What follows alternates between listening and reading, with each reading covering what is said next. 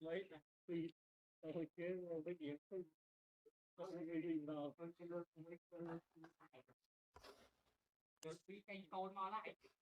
tôi lại sẽ khổ hơn là tôi sao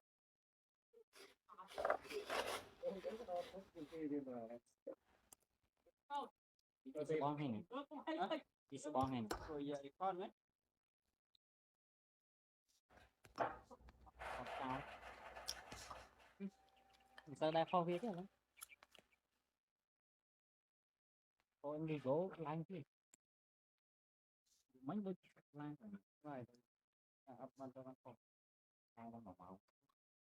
lấy vài bạn là đi rồi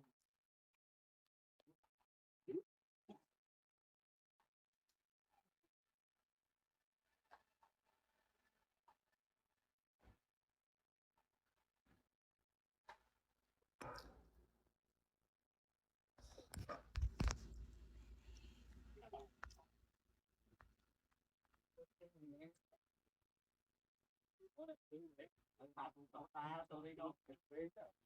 ta đây